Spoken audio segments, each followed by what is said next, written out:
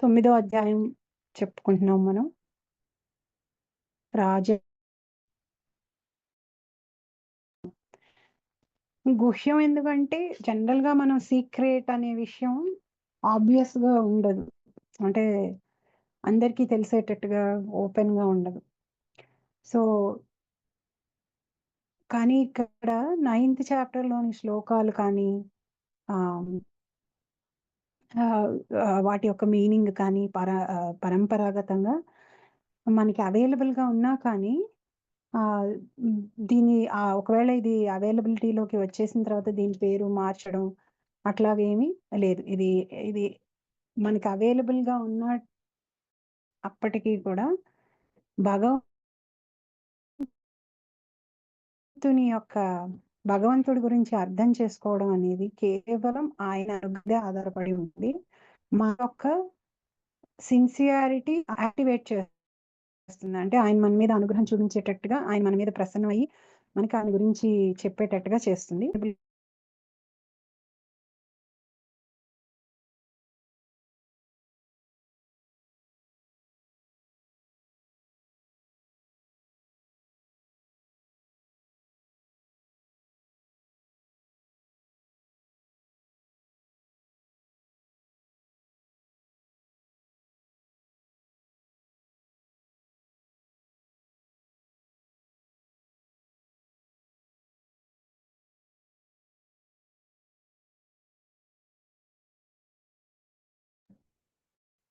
కేవలం భగవంతుడి యొక్క అనుగ్రహం మీద ఆధారపడి ఉంటుంది. ఆ అనుగ్రహం ఆయనేమి కొంతమందికి నేను చూపిస్తాను, కొంతమందికి చూపించను అలాంటిది అలా ఉండదు. మనం ఆయన గురించి ఎంత తెలుసుకోవాలని అనుకుంటున్నామో దాని మీద డిపెండ్ అయి ఉంటుంది. ఆయన యొక్క అనుగ్రహం చూపించటం. మనకి ఆయన మీద ఉన్న ప్రేమని మనం ప్రదర్శిస్తున్న కొద్దీ, ఆయన్ని మనం ప్రేమతో అప్రోచ్ అవుతున్న కొద్దీ ఆయన ప్రేమ గాబట్టి మనం ఆయనకి దగ్గరవుతున్న కొద్దీ, ఆయన తన గురించి పూర్తిగా మనకి వివరాలిస్తూ, మనకింకా దగ్గరవుతూ ఉంటాడు.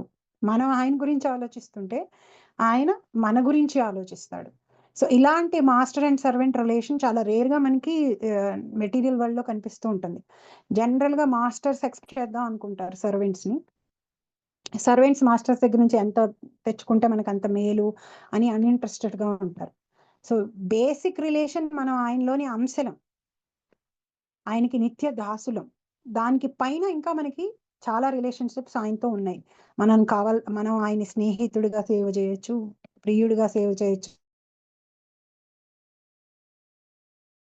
తల్లి, తండ్రి అన్నీ ఆయనే.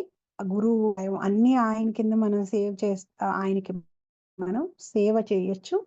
ఆహ్, ఇక్కడ మనకి అవైలబుల్‌గా ఉన్నంత మాత్రాన అర్థమైపోతుంది 9వ అధ్యాయం భగవద్గీత అంటే ఆహ్ అట్లా జరగదు. అట్లా జరిగితే ఈ నాలెడ్జు అవైలబుల్‌గానే ఉంది చాలా మందికి. కానీ చాలా మంది అసలు దీన్ని శ్రద్ధగా, క్షుణ్ణంగా చదవాలనే ఇంట్రెస్టే ఫస్ట్ ఆఫ్ ఆల్ ఉండదు. చదివినా అర్థం కాదు. కొంచెం జ్ఞానం ఉన్నవాళ్ళు తప్పుగా అర్థం చేసుకుంటూ ఉంటారు. తప్పుగా ఎప్పుడైతే తప్పుగా అర్థం చేసుకోవడం మొదలెట్టామంటే అది ఒక అది ఒక స్టార్టింగ్ పాయింట్‌గా రిపుల్ ఎఫెక్ట్ లాగా ఇంక పైన వచ్చే ఆలోచన అన్నీ కూడా ఆ తప్పుగా అర్థం చేసుకున్న దాని మీద బేసిస్‌తో ఉంటుంది కాబట్టి, కొంతసేపు అట్లా ప్రయాణం చేసిన తర్వాత, ఆ తప్పుగా అర్థం చేసుకునే ప్రయాణం మనం చేసిన తర్వాత, వెనక్కి రావడం చాలా కష్టంగా ఉంటుంది. ఒక రాంగ్ రూట్‌లో మీరు చాలా దూరం వెళ్ళిపోయిన తర్వాత, వెనక్కి రావాలంటే చాలా కష్టంగా ఉంటుంది. అదే స్టార్టింగ్‌లోనే రైట్ రూట్ ఏది, రాంగ్ రూట్ ఏదనేది కొంచెం టైం తీసుకొని డిసైడ్ చేసుకొని బయలుదేరితే మనకి ప్రాబ్లమ్ ఉండదు. కానీ రాంగ్ రూట్‌లో ప్రయాణం వెళ్ళి ఆ రూట్‌కి అటాచ్‌మెంట్ పెరిగిపోయి, ఆ రూట్ మన వెనకాల చాలా మంది ఫాలోవర్స్ వచ్చేసినప్పుడు వెనక్కి రావడం అనేది చాలా కష్టంగా ఉంటుంది. సో, అందుకని చాలా జాగ్రత్తగా, గురుముఖంగా భగవద్గీత వినాలి. కనిపించటానికి తేలిగ్గా ఉంటుంది. మనకు తెలిసిపోయింది అని అనిపిస్తుంది కానీ, మనం గురువుని సేవించి, గురువు చెప్పినట్టు సాధన మార్గాన్ని పాటించి, అప్పుడు మనం దీని గురించి చెప్పడానికి మనకి కొంచెం ప్రయత్నం చేయొచ్చు. గురువు చెప్పిన మాటల్ని, ఇంతకు ముందు చెప్పిన మాటల్ని మనం రిపీట్ చేస్తూ, మనం అర్థం చేసుకుంటూ, మనకు అర్థమైన విషయాన్ని నలుగురికి అర్థం చేయించడానికి ప్రయత్నం చేయొచ్చనమాట. సో ఆ విషయంగా చెప్పి లాస్ట్ వీక్ 9.11లో మనం చూసాం. భగవంతుడు తీవ్రంగా ఖండించాడు. అవజానంతి మా మూఢులైనటువంటి వాళ్ళు అవజానంతి నన్ను మిస్అండర్స్టాండ్ చేసుకుంటారు. ఏమని మిస్అండర్స్టాండ్ చేసుకుంటారు? మానుషీం తనుమాశ్రితం. నేను మనిషి శరీరాన్ని ఆశ్రయించాను కర్మలు చేయడం కోసం, కోరికలు తీర్చుకోవడం కోసం అనే ఒక భావనలో వాళ్ళు ఉంటారు కాబట్టి నన్ను కూడా వాళ్ళతోటి సమానంగా పోల్చి మాట్లాడుతూ ఉంటారు. ప్రతి విషయంలో నాతో పోల్చుకుంటూ ఉంటారు. అది కేవలం వాళ్ళ యొక్క మిస్అండర్స్టాండింగ్ వల్ల. పరంభావం అజానంతో.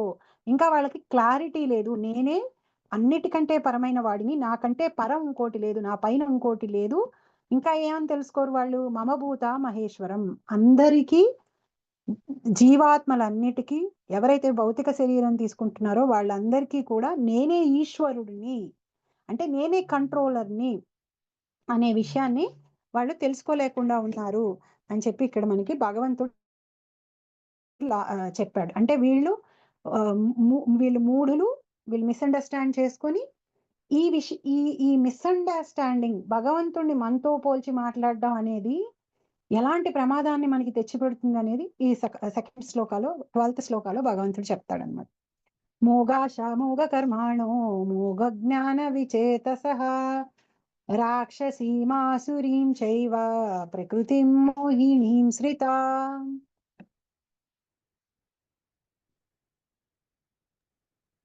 ఎవరైనా చదువుతారా? మాతాజీ అండ్ ప్రభుజీ సార్ దగ్గరైనా ఉందా? మోఘాస మోఘ కర్మాణో మోఘ జ్ఞాన విచేతసః రాక్షసీమాసురీం చైవ ప్రకృతిం మోహినీం శ్రితాః.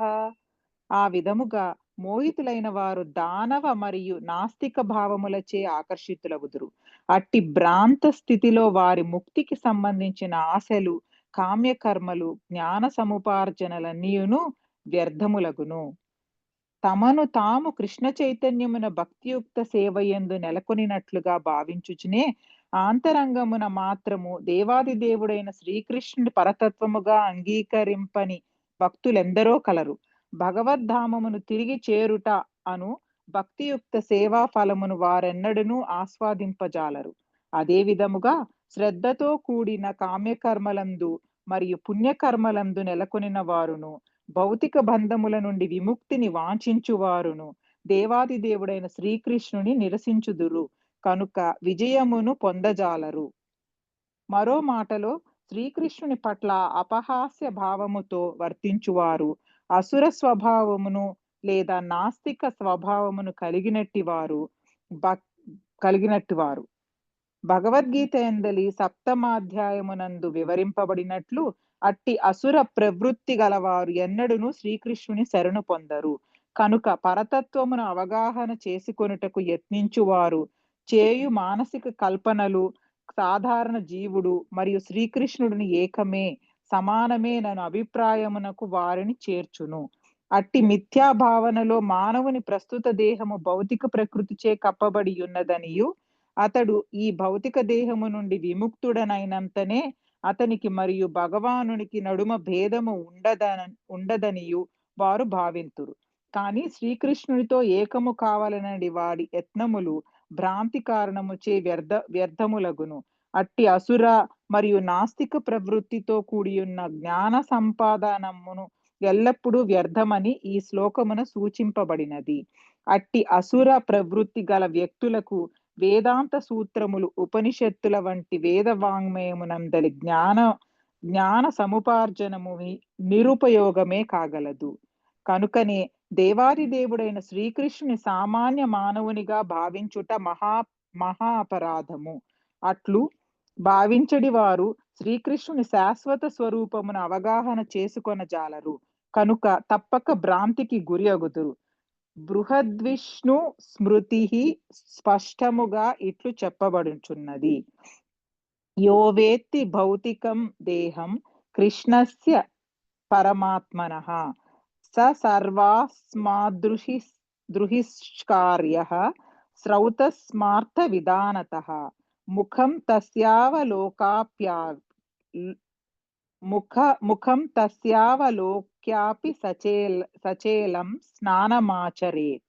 శ్రీకృష్ణుని దేహమును భౌతికమని భావించు వారిని శృతి మరియు స్మృతుల కర్మ కలాపములన్నింటి నుండి బహిష్కరింపవలెను. ఎవరైనను అతను ముఖమును పొరపాటున చూచినచో అట్టి అంటువ్యాధి నుండి విధివడుటకై వెంటనే గంగలో స్నానము చేయవలెను. శ్రీకృష్ణుని దేవాది దేవత్వము పట్ల అసూయ కలిగిన వారగుటచే కొందరు ఆ విధముగా అతనిని అవమానింతురు. నిశ్చయముగా వారు మరల నాస్తిక రాక్షస జీవజాతులలో జన్మ తర్వాత జన్మ పొందుటయే వారి గతి. తత్కారణముగా వారి నిజమైన జ్ఞానము శాశ్వతముగా భ్రాంతికి లోనై ఉండి క్రమముగా వారు సృష్టి అందలి అంధకార బంధురమైన లోకములందు పడిపోవుదురు. హరే కృష్ణ.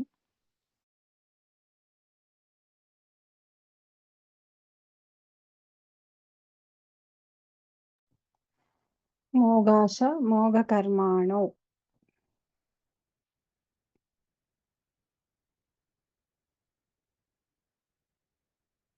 మోగాశ మోఘ కర్మాణో మోఘ జ్ఞాన విచేతసః రాక్షసీమాసురీం చైవ ప్రకృతిం మోహినీం శ్రిత. మోఘ అంటే వేస్ట్, కన్ఫ్యూజ్డ్ అని అర్థం అనమాట. మోఘాశ మూడు వేస్ట్ అయిపోతాయి అన్నట్టుగా ఇక్కడ భగవంతుడు చెప్తున్నాడు. ఏమేంటి? మోగాశ మోఘ కర్మాణు మోఘ జ్ఞాన. మోఘ ప్రభుపాద్ అంటే ఓడిపోవడం అని, అంటే వేస్ట్ అవడం అట్లా. మోగ ఆశ, ఆశలు, హోప్, జ్ఞానాలు. విచేతసః కన్ఫ్యూజ్ అయిపోతారు. దానివల్ల ఈ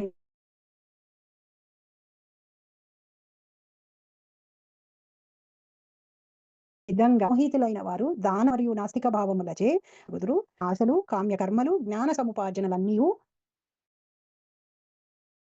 వ్యర్థములగును. సో ఎవరైతే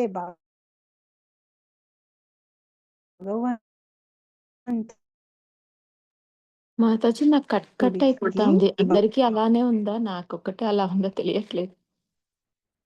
నాకు కూడా అలానే ఉంది మాతాజీ. భగవంతుడి శరీరాన్ని భౌతిక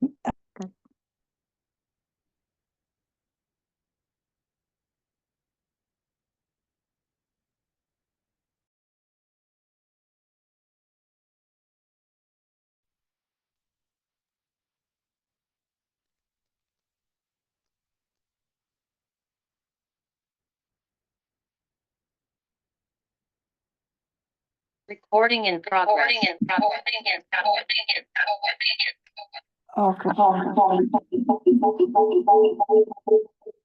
ఓకే.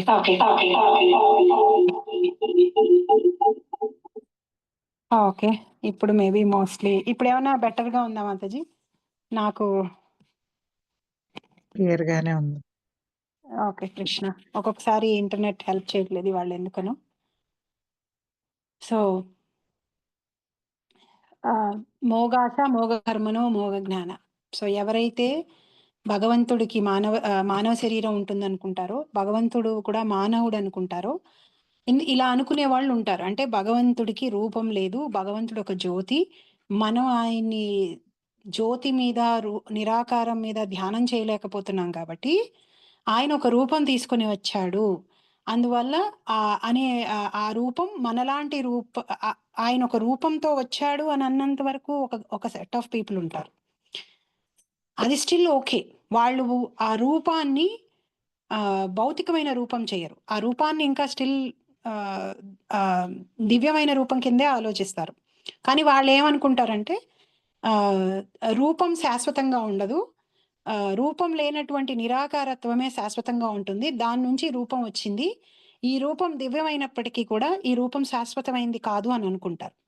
వాళ్ళు కొంతవరకు ఓకే, ఎందుకంటే కనీసం ఆ భగవంతుడి రూపాన్ని మన రూపంతో పాటు పోల్చకుండా తక్కువ చేసి మాట్లాడకుండా చేస్తున్నారు కాబట్టి వాళ్ళ బేసిక్ అండర్స్టాండింగ్ రాంగ్గా ఉన్నా కానీ పర్వాలేదు. భగవంతుడు అలా అర్థం చేసుకునే వాళ్ళు కూడా ఉంటారు అని చెప్పి మనకి భాగవతంలో చెప్పాడు. కొంతమంది నన్ను దివ్య జ్యోతి అనుకుంటారు, కొంతమంది పరమాత్మ అనుకుంటారు, కొంతమంది నా పూర్తి రూపం అయినటువంటి దేవాది దేవుడిని అయినటువంటి నారాయణ్ణి, కృష్ణుని రూపాన్ని వాళ్ళు తెలుసుకుంటారు అని చెప్పి భగవంతుడు చెప్పాడు. సో అది వరకు పర్వాలేదు. ఈ ఎవరు ఇలాంటి ప్రాబ్లంలో పడతారంటే, ఎవరైతే అన్నిటికంటే అబ్సల్యూట్, అన్నిటికంటే సుప్రీం, అన్నిటికంటే భగవంతుడికి రూపం లేదు, నిరాకార జ్యోతి అని అనుకునే వాళ్ళు అని అనుకుని ఆ తర్వాత ఏమనుకుంటారు, ఈ రూపాలన్నిటినీ రాముడు, కృష్ణుడు, నారాయణుడు, వెంకటేశ్వర స్వామి, నరసింహ, ఈ రూపాలన్నిటినీ కూడా కల్పితమైనవని అని కానీ, ఈ రూపాలన్నీ కూడా మన రూపాలు లాంటివే, భౌతికమైన శరీరాలే అని అనుకునే వాళ్ళు, వీళ్ళతోటి ప్రాబ్లం ఉంది. ఈ అండర్స్టాండింగ్ లో ప్రాబ్లం ఉంది. ఈ అండర్స్టాండింగ్ ఉన్నటువంటి వాళ్ళు ఏమి చేసినప్పటికీ, అంటే ధ్యానం చేసినప్పటికీ, వేదాలన్నీ చదివినప్పటికీ, బోల్డ్ పుణ్యకర్మలు చేసినప్పటికీ అవన్నీ కూడా వేస్టే అని చెప్తున్నాడు భగవంతుడు. మోగాశ మోగ కర్మను మోగ జ్ఞాన. ఎందుకని అవన్నీ వేస్ట్? విచేత సహా అవన్నీ కూడా కంప్లీట్ గా వేస్టే. వీళ్ళు కన్ఫ్యూజన్ లో చేస్తున్నారు. కన్ఫ్యూజ్ అయ్యి కన్ఫ్యూజ్డ్ స్టేట్ లో వీళ్ళు రాక్షసి, వీళ్ళు రాక్షస నేచర్ని, అంటే ఇక్కడ ప్రకృతి అంటే ఇక్కడ నేచర్ అన్నమాట, మహత్తత్వము, మాయా, యోగమాయ అవి కాదు, రాక్షసి నేచరు, ఆసురీం. ప్రభుపాద దీన్ని రాక్షసత్వము, నాస్తికత్వము, దీన్ని ఆశ్రయిస్తారు వాళ్ళు. అందుకని చాలా మంది ఒక divine power, something supreme object, అట్లా ఒక పేరు చెప్పకుండా మాట్లాడుతూ ఉంటారు. ఆ పేరు చెప్పకుండా మాట్లాడడం గ్రేట్ అనుకుంటారు. పేరున్న రూపాలన్నీ కూడా లిమిటెడ్ రూపాలు అనుకుంటారు. పేరున్న రూపాలన్నీ కల్పితం అనుకుంటారు, లేకపోతే పేరున్న రూపాలన్నీ లిమిటెడ్ అనుకుంటారు. మనం కూడా ఆ పేరున్న రూపాల్లాగా కర్మలు చెయ్యొచ్చని అనుకుంటారు. ఆ పేరున్న రూపాలని మన లా బుక్స్ తోటి జడ్జ్ చేస్తూ ఉంటాం. ఆ పేరున్న రూపాలను తక్కువ చేసి మాట్లాడుతూ ఉంటాం. చూసారా, ఇది ఆసురి భావం, ఇది నాస్తికత్వం. భగవంతుడు అక్కడ తన రూపంతో తను దిగి వస్తే నువ్వు భగవంతుడు కాదు అని అంటున్నావు. Out and out. ఇప్పుడు ఎవరైనా కంపెనీ సీఈఓ వచ్చి మీ పక్కన కూర్చుంటే నువ్వు సీఈఓనే కాదు అని అంటే తెలియకంటే పర్వాలేదు, కొంత తెలుసుకుని జలసీ తోటి, ఎన్వీ తోటి చెప్తున్నా కానీ పక్కన ఒక ఇద్దరు ముగ్గురు లేదా అతనే సీఈఓ అంటాడా, నేను నమ్మను అని అంటే అక్కడ ఈధర్ మనకి జలసీ అయినా ఎన్విఎస్నెస్ అయినా ఉండాలి, లేకపోతే మనం కంప్లీట్ గా స్టూపిడ్స్ అయినా అయి ఉండాలి. సో అదే మాట లాస్ట్ క్లాస్ లో చెప్పాడు, వీళ్ళు కంప్లీట్ గా స్టూపిడ్స్, వీళ్ళు నా యొక్క దివ్య స్వరూపాన్ని వాళ్ళ స్వరూపంతో పోల్చుకుంటూ ఉంటారు. దీనివల్ల వీళ్ళకి ప్రాబ్లం ఏమవుతుందంటే, బయటికి భక్తుల్లా కనిపిస్తున్నా, బయటికి ఎన్నో మంచి పనులు చేస్తున్నట్టు, చదువుతున్నట్టు, జ్ఞానం ఉన్నట్టు వాళ్ళలాగా కనిపిస్తున్నా కానీ వీళ్ళ ప్రయత్నాలన్నీ వేస్ట్ అయిపోతూ ఉంటాయి. మోగాశ 3 వేస్ట్ అయిపోతాయి. మోగాశ, మోగ కర్మణ, మోగ జ్ఞాన. ఎందువల్ల? కన్ఫ్యూజన్ లో ఉన్నారు కాబట్టి. ఈ కన్ఫ్యూజనే ఇవన్నీ వేస్ట్ అయిపోయేటట్టుగా చేస్తూ ఉంటుంది అనమాట. కర్మలు చేస్తూ ఉంటారు, కర్మలు చేసి, పుణ్యకర్మలు చేసి కావాల్సినవి పొందటం కోసం ప్రయత్నం చేస్తూ ఉంటారు. ఒక్కొక్కసారి ఎంత ప్రయత్నం చేస్తున్నా వాళ్ళు అనుకున్నది సాధించలేకపోయేటప్పటికి డిసప్పాయింట్మెంట్, ఫ్రస్ట్రేషన్ లో ఇంత పుణ్యకర్మలు చేయాలా, ఇంత చేస్తే గానీ భగవంతుడు సాటిస్ఫై కాడా అని చెప్పి డిసప్పాయింట్ అయిపోయి ఆపేస్తారు. జ్ఞానంలో కూడా ఏంటి, చదువుతూ ఉంటారు, చదువుతున్న కొద్దీ ఒక్కొక్కసారి ఈ మిస్అండర్స్టాండింగ్ లో ఉన్నారు కదా, బేసిక్ థింగ్ ని మిస్అండర్స్టాండ్ చేసుకున్నారు. భగవంతుడి రూపం దివ్యమైన రూపం కాదు, భౌతికమైన రూపం అని మిస్అండర్స్టాండింగ్ చేసుకునేటప్పటికి చాలా విషయాలకి వాళ్ళకి ఎక్స్ప్లెనేషన్ దొరకదు. ఎలా ఈయన గోవర్ధన పర్వతాన్ని ఎక్కాడు, ఎలా ఈ 17,108 మంది భార్యల ఇళ్లలో ఒకేసారి ఉన్నాడు, లేకపోతే ఎలా లోపల బయట కూడా ఉన్నాడు, ఇలా వీటన్నిటికీ లాజిక్ దొరకక ఇవన్నీ కంప్లీట్ గా కల్పితాలు, మిత్స్. ఫస్ట్ ఆఫ్ ఆల్ మనం మైథాలజీ అంటాం మానేయాలి. మిత్ కాదు అది, అది జరిగింది, అది హిస్టరీ. అది అలాగే జరిగింది. మైథాలజీ అనే పేరు చెప్పగానే మనకి వర్డ్ మనం కూడా యూస్ చేస్తుంటాం. This is all mythology, this is all myth. ఇదంతా ఎందుకని? బాగా జ్ఞానవంతులే ఇలాంటి వర్డ్ యూస్ చేస్తూ ఉంటారు. ఎందుకని వాళ్ళు దీన్ని యాక్సెప్ట్ చేయలేకపోతారు అంటే, వాళ్ళకి తెలిసిన మనుషులు ఇలాంటి పనులు చేయలేరు. మనుషులు ఎవ్వరూ కూడా ఇవి న్యాచురల్ గా మనుషులు చేసే పనులు కాదు. కొండనెత్తటం, 7 రోజుల పాటు వర్షం పడకుండా అందరినీ కిందకి తీసుకురావడం, ఆ చిన్న వయసులో అలాంటి రాక్షసుల్ని చంపడం, ఇవన్నీ మామూలు మనుషులు చేసేటువంటి పనులు కాదు. కాబట్టి వీళ్ళేమో ఒక అండర్స్టాండింగ్ తోటి బయలుదేరారు. ఏమని? భగవంతుడి రూపం మనలాంటి రూపం అనే అండర్స్టాండింగ్ తో, ఆ మిస్అండర్స్టాండింగ్ తో మొదలయ్యారు వీళ్ళు. ఎప్పుడైతే ఆ మిస్అండర్స్టాండింగ్ తో మొదలయ్యారో ఈ లీలలన్నిటిని ఎక్స్ప్లెయిన్ చేయడానికి వాళ్ళకి లాజిక్ దొరకట్లేదు. లాజిక్ దొరకపోయేటప్పటికి ఏమవుతుందంటే, ఈ స్క్రిప్చర్స్ అన్ని కూడా కల్పితాలే, వీటిని మనం సరిగ్గా అర్థం చేసుకోలేకపోతున్నాం, వీటికి లాజికల్ గా మనం ఎక్స్ప్లెయిన్ చేయలేకపోతున్నాం. కాబట్టి అనలిటికల్ గా ఇవన్నీ కంప్లీట్ గా రాంగ్. ఎప్పుడు ఆర్గ్యూ చేసినా ఎలా ఆర్గ్యూ చేస్తుంటాం? మనకి తెలిసిన దాని మీద బేసిస్ మీదే ఆర్గ్యూ చేస్తుంటాం. భౌతికంగా ఉన్న విషయాలే మనకి చాలా మటుకు పూర్తిగా తెలియకపోయినప్పటికీ మనకు అన్ని తెలిసినట్టుగా వాదిస్తూ ఉంటాం. అందులోనూ ఒక మిస్అండర్స్టాండింగ్ మీద చాలా బలంగా మనకి ఫెయిత్ ఉండి అక్కడి నుంచి మనం డిస్కషన్ స్టార్ట్ చేసామంటే అది వితండవాదం లాగానే వెళ్ళిపోతుంది. సో అందువల్ల ఏంటంటే, ఈ జ్ఞాన మార్గంలో ఉన్న వాళ్ళ ఎఫర్ట్ అంతా కూడా వేస్ట్ అయిపోతుంది. ఎందుకని అంటే, వాళ్ళ బేసిసే రాంగ్ గా ఉంది. వాళ్ళు భగవంతుడిని అర్థం చేసుకోవడం, భగవంతుడి రూపాన్ని అర్థం చేసుకోవడంలోనే మిస్టేక్ చేసేసారు.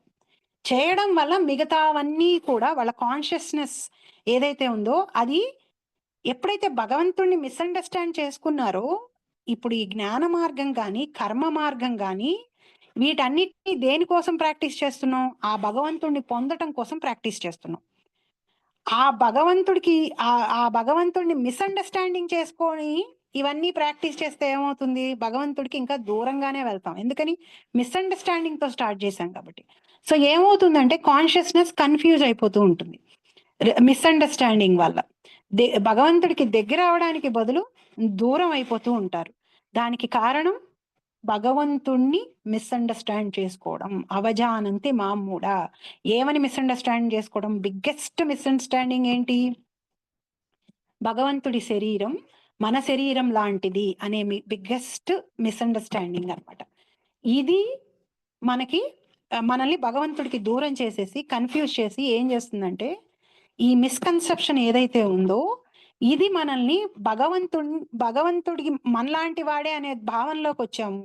కానీ భగవంతుడి పనులన్నీ సూపర్ హీరో పనులాగా ఉన్నాయి. అవి మన వల్ల అవడం లేదు. మనం ఏం చేస్తాం? ఏదన్నా మనం ప్రయత్నం చేస్తే మనం కూడా ఆ సూపర్ హీరో రేంజ్ కి వెళ్ళగలుగుతామేమో అని ట్రై చేస్తూ ఉంటాం అన్నమాట. అలా ట్రై చేసి భగవంతుడితో పోటీ పడడంలో మనలో రాక్షసత్వం పెరుగుతూ ఉంటుంది. ఆసురీ భావాలు, నాస్తికత్వాలు పెరుగుతూ ఉంటాయి. లేకపోతే ఒకవేళ కన్విన్స్ చేయలేకపోతే ఏమంటాం? భగవంతుడే లేడిపో అనేస్తాం అన్నమాట. ఎందుకని? ఒకళ్ళకి తలకాయ ఉంచటం కానీ, ఒకళ్ళు మనకంటే గ్రేట్ అని కానీ అర్థం చేసుకోవడానికి మన మనసు అంగీకరించదు. కాబట్టి ఏం చేసేస్తాం? అసలు భగవంతుడే లేడు అనేసాం అనుకోండి, అసలు ప్రాబ్లమే లేదు కదా.